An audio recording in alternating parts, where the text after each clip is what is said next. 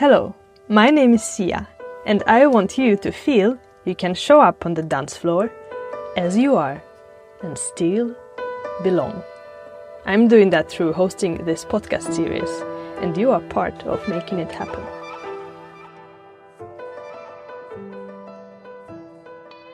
Whew, nice. I'm so happy that you found the time and you were so responsive. Yeah. And now we found each other. Here, yeah. It's okay.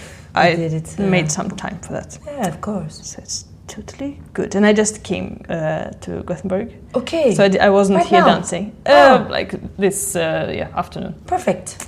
Yes. Yay. And you've been here for a few days. Oh, right? just yesterday. Okay. Yeah, right from...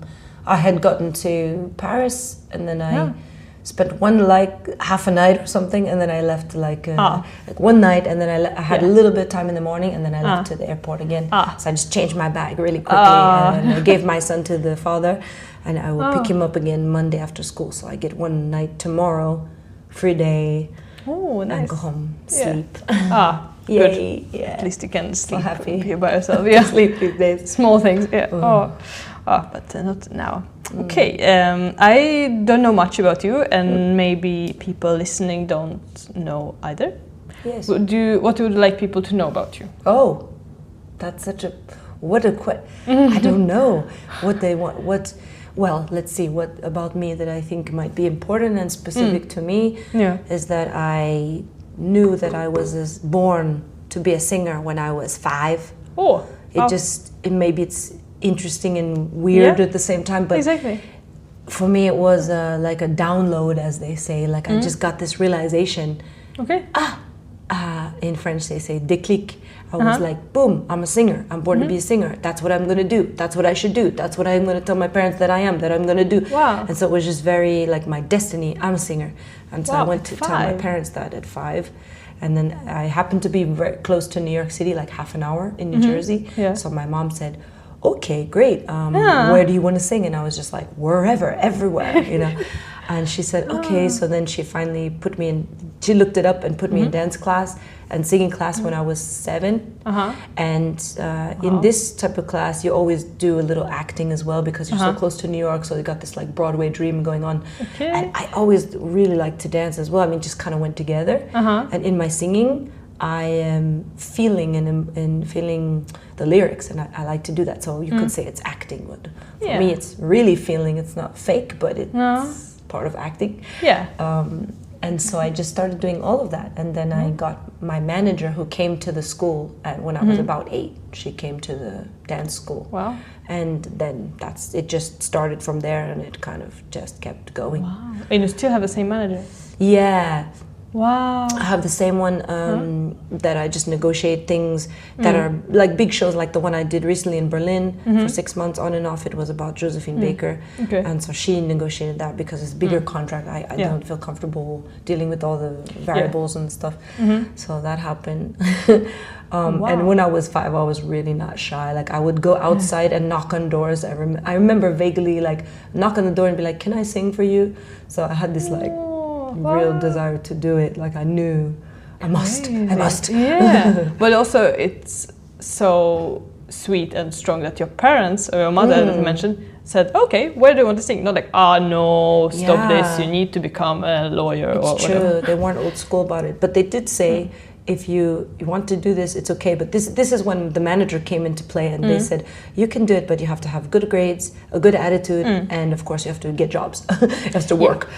So all of those things happened, and just I guess it was convenient for all of us that I really enjoyed school as well. So I was really like getting good grades and working hard, and I just enjoyed learning, which is involved in my music because I really enjoy learning languages and singing in different languages. True. And so traveling is part of that too. And it just feels like it all came together. When you were 5, you were like, that will work out. Yeah, and I also always felt very lucky, like really, really, like wow, some people struggle to not know what they're going to do in life and try to research and find out what am I here for, what am I going to do. And I just always knew. Wow. So I felt so fortunate and blessed to be knowing my path. Yeah. But also I wanted to do other things, not just singing, but I just knew like, well, that's what I'm like good at and that's what I'm going to do. But I also want to like study and read and speak languages. But and maybe even change the world if possible. Yeah, exactly. like a lot of kids. Yeah. But I always felt so grateful to have this in my body, like as a built-in career.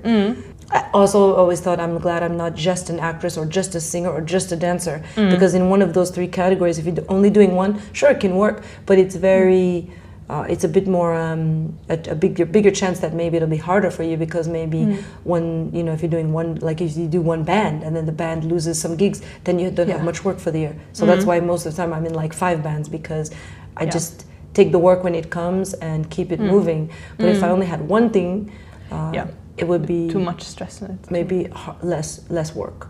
And because my voice, if people ask me, again with the same question about what about me, is sometimes people ask me, what is Nicolle's voice, or what is Nicolle, what do you prefer to sing? And I don't really have an answer, because I basically prefer to sing all styles.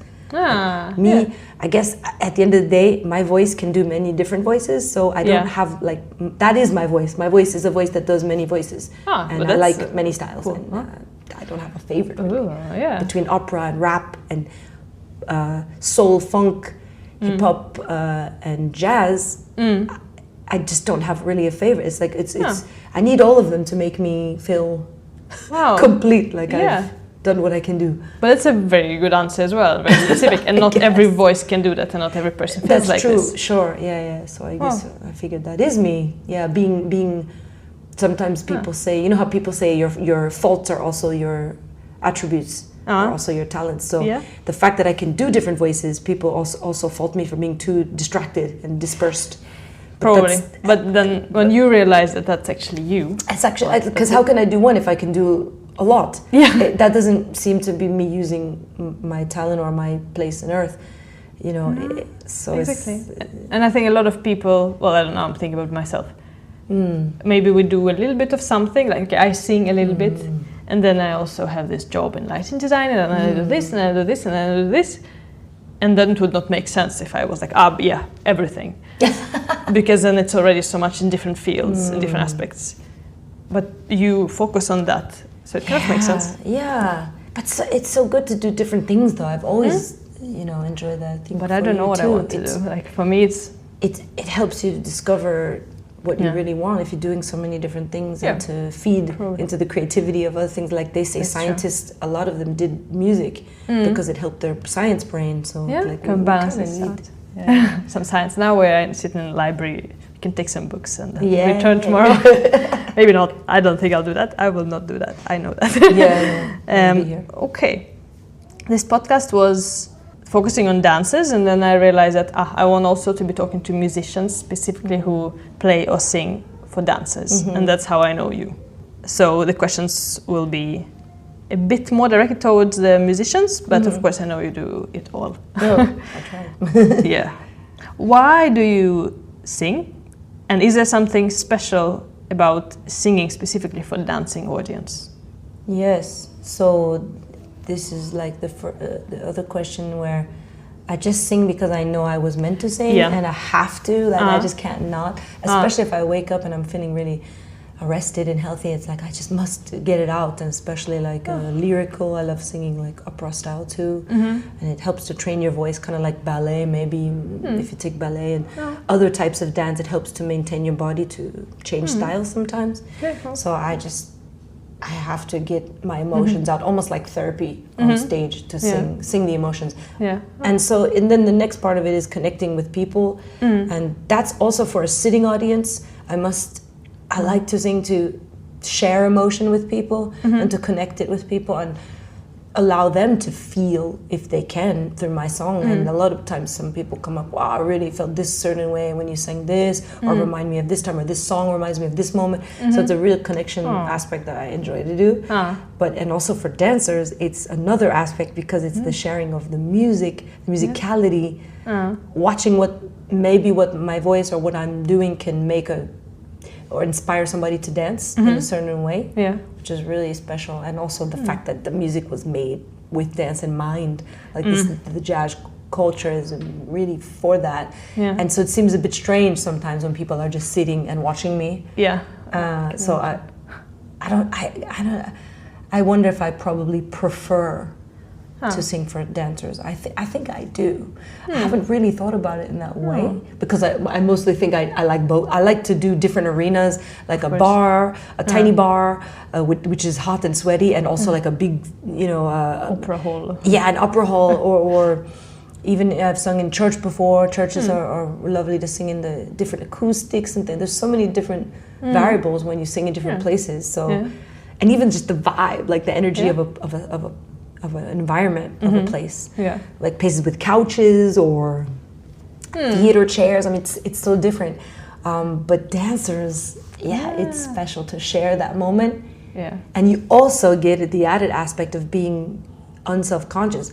I'm not shy and I'm not self-conscious usually, but sometimes, for example, if I'm trying out a new song, the fact that people aren't looking at me and just sitting and looking at me could make me feel much more comfortable and experiment even more, possibly with the song. Okay. Because they're doing their own thing and we're doing it together, but not focused on one another so intently that it might make me want to be safer with my choices or something. So I can have more freedom sometimes when dancers are with me. So. Okay, interesting. Because probably dancers are also experimenting at the same time. Exactly. Also trying a new move or whatever. Two experimental people. I mean, well, many experimental people. So that's kind of, I love that. Yeah. Oh, nice. Thank you for sharing that. I mentioned quickly that I'm a lighting designer, so I work with lighting. Yes. So I'm wondering if you have one memory linked to music or dance performance where lighting, artificial or daylight, played a role. That's interesting that you do that. It is an art. Obviously it's an art, but it's funny because sometimes we have lighting directors that ask us for the list of the songs, and they try to I'm sure you do this, like you try to get the vibe of the song, and you have to decide a little bit like what theme of colors sometimes you might change in the show. Yeah. And I've thought often many things about this because I've seen bands that travel with their lighting designer and how different that can make the show. Because when the light changes at the really specific moment, or for the specific song, you really feel it differently.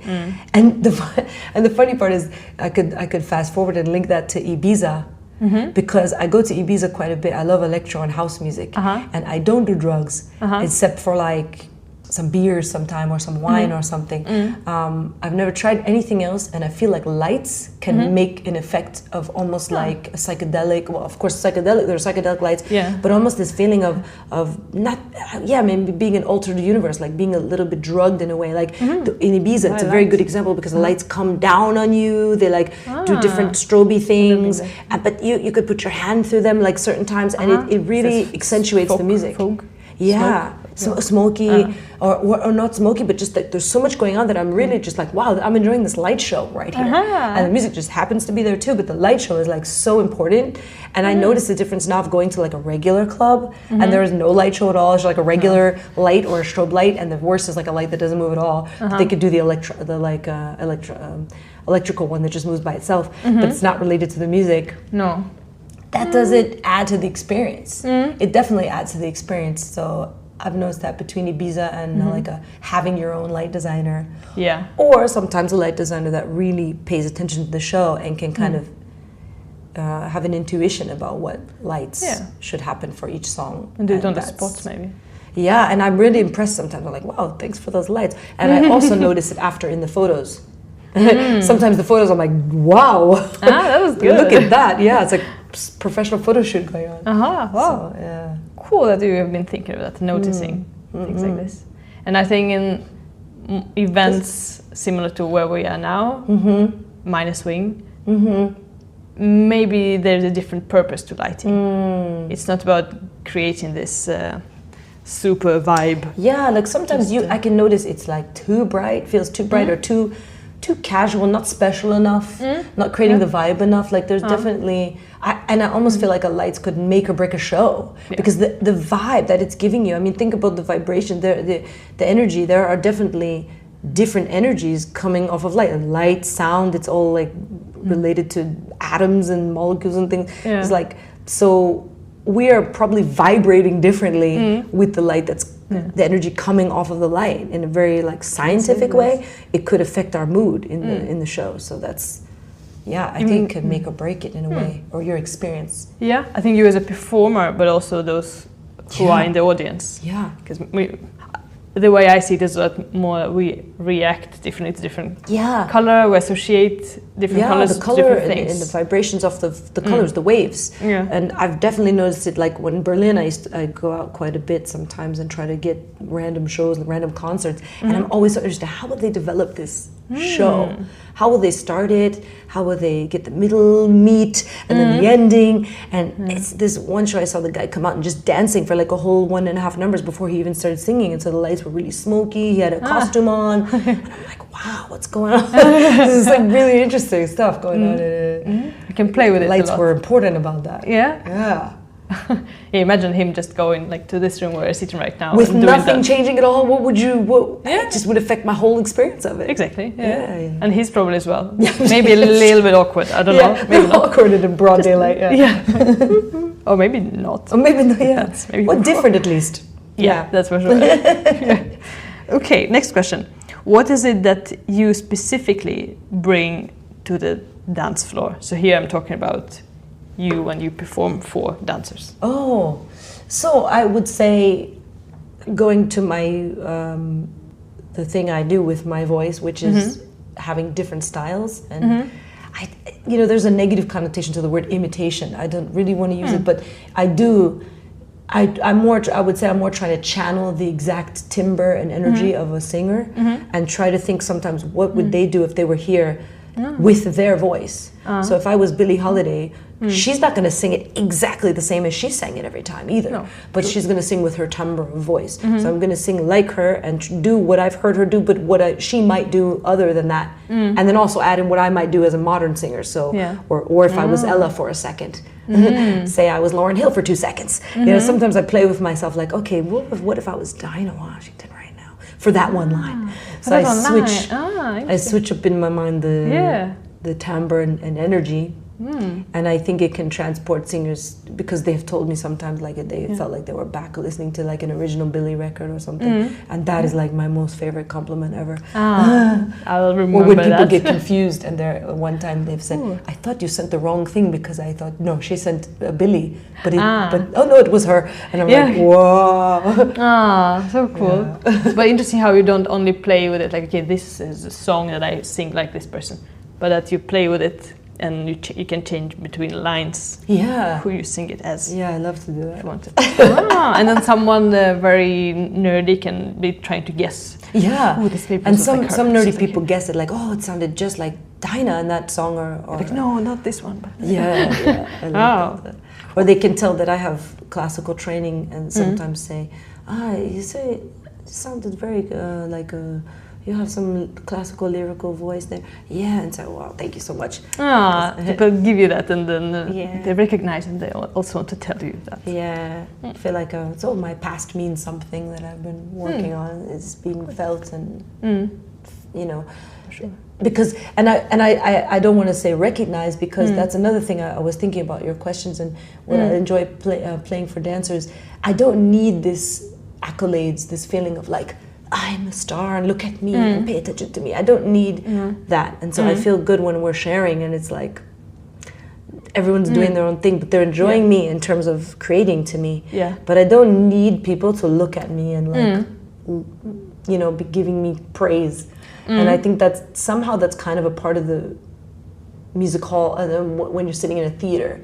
I mean, it's different for acting because it's the third wall, but I have this background of acting, so I don't think about the audience that much. I don't think about how they view me as much as my feeling on stage is like my first order of business is how I'm feeling and doing the best I can and really feeling it and also being accurate, of course. And the second feeling is how I'm interacting with the people on the stage, like the musicians or the actors, and how we're interacting. And then the very last thought is how the audience might, because it's not really my business how they're perceiving it. No. They're going to take it how they're going to take it. It's art. It's like it's their business, so I can't dictate it and I can't worry about it. And I think if I do, it ruins my performance in a way. Like I've seen some musicians worry about who's in the audience, how do they feel, like just do your best and let that be what it is. Really, you can't please everyone. No, exactly. Anyway. Exactly. And here also, people do want you they want you back at the events. And I think that already tells you that what you do is enjoyed so much that you don't have to worry about it again. Yeah, I think it becomes clear if people enjoy it. Exactly. Yeah, but sometimes it's not clear, and I don't judge those people either. No. Because I've seen it happen where people look like scowling face and maybe hands crossed, and they're sitting there really being emotional, but that's the way they express it. Exactly. So you can't judge them because they might be your biggest fan. Yeah, exactly. So, you don't know what they think. Yeah. Maybe they're just very angry about that. Oh, I didn't come to her concert last year. Yeah, maybe, exactly. Or maybe like, that's horrible, but it's okay as well. That's also okay. Yeah. To each his own. Yeah. Okay, I have two last questions that connect to each other. So now I'll ask you a question that the previous guest asked me. Okay. Yes. What did they say? Yeah, and she specifically she would prefer if I talk to a dancer, she said. So maybe think in your dancer mind. I'll change my head. Yeah, but I don't know. I think it's a very musical question anyway. What is your relationship to harmony in music? And how does that affect your way of dancing? Oh, I love harmony. I really try to... What I enjoy doing is hearing a song a few times and listening to the different parts as like a solo voice. Also as a singer, that happens because I have to learn, if I'm learning a harmony, I have to learn it as a solo lead voice. So when I'm listening to somebody that has lots of harmony layers, I love to try to focus on one each time that I'm listening to the song. I mean, we could take old school like Andrew Sisters, or we could take something like Lauryn Hill, because she has a lot of harmony and different voices. And I love canon, like voices on top of voices, doing different parts at the same time. Like, so cool. Because what you're focusing on and you dance to, it changes with what you're listening to in that way. So I often, when I'm recording, I'm like, please make the harmony pretty much as loud as the lead voice, because I want it to be another lead option for me. So it changes in that way, but it's I enjoy that it's there and I can hear it a lot loud.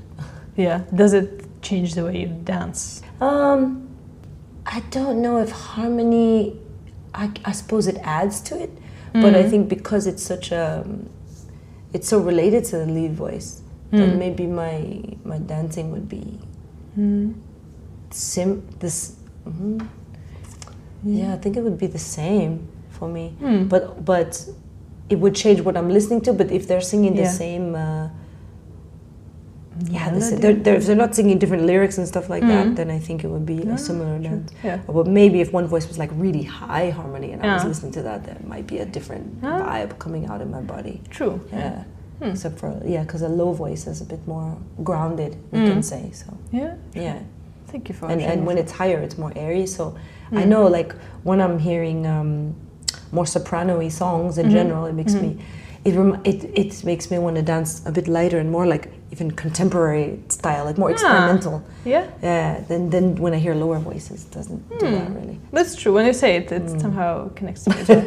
It's like you want to be more, exactly. The higher voice. Brighter and lighter. Okay, now it's your turn to ask a question to the next. Does it have to be about dance? No. It will be people from the Minor Swing Festival. And you don't need to know more. Well, okay, so can I ask, my question that I was thinking was something that's already a question that's asked by people, but I think it's a good question to ask yourself constantly in your life, really, because I think we get distracted from this type of thing, and also I think it's funny how many people in the dance community, like you're doing a couple different careers and or hobbies, and we all have that, and then we have this creative aspect, and sometimes people want to leave maybe a job for one thing but they don't, and they want to dance more but they don't, or they want to start a whole different career involved in jazz. It's like, so my question is, if you didn't have any constraints with money and you knew you wouldn't fail, what would you do? That's that question. That's basically your dream in life. What are your real dreams? Like, if you had no blocks, no money block, and no block about failing, what would you do? Because and as an artist, I have to ask myself that question a lot, because I'm like, oh, I'm like, if I want to do an opera show, no, I'm not ready. I must restudy and da da da. It's like, really? Well, if I knew I wasn't going to fail and I could just do it, what opera type fusion show would I create? Well, and then you just go and do it. You have to go and start doing it. Yeah. But you have to ask the question first. So I think that's a good question about life. I like the way you asked it as well. Oh, thanks. About like this, it's constraints of money and that you knew wouldn't fail. Yeah. Because I think that's a big. They both are very woo. Yeah. Tough. It'll be a tough one for the next person. It will be 2 people. Oh, yeah. Thank you so much. Thank you for your time. Thank you. Very unusual to be sitting here in this room with you. Oh. And I mentioned before we started recording that the last time I saw you, it was in the library, but in Herräng. So different kind of library. And I even, yeah, that's funny. I even have a video on my phone. It was in 2023. Oh. And I still have a recording of you. Oh, was I singing with them? With who? I was singing in the library. Yeah. Oh, okay. Yeah, you were the singing little there. band, the pop-up band. Yes. Oh, cool. Exactly. And I remember I was queuing, we were queuing there, and I met 2 girls who in the line and we're still talking. So it was a nice experience. Nice. It was very late at night. I was like, no, is it even worth it? And then when I went in, I was like, yeah. Oh, thank you. Are you going again? Yes. Oh, when? I'm not sure. I think it will be week 1 and or week 4. Oh, it's like maybe weekend, week 1, and then week 4. And you? I'm going 13, so maybe 13 to 23. Okay, is it... It's 2 and 3, I guess. I think so. Yeah. I'm going with my son. Yeah, so I'm excited to see what he's going to do. He's 6, so it's like, he's crazy. He will find that. He's going to dance. Yes, for sure. Sure. That's cool. Thank you again. You're welcome. Let's do a selfie. Yay! Thank you for listening in. I do think it matters that we are bringing up different perspectives on social dancing and jazz in general. This is my way of making it more of an inclusive space where you and me feel like we belong. See you dancing.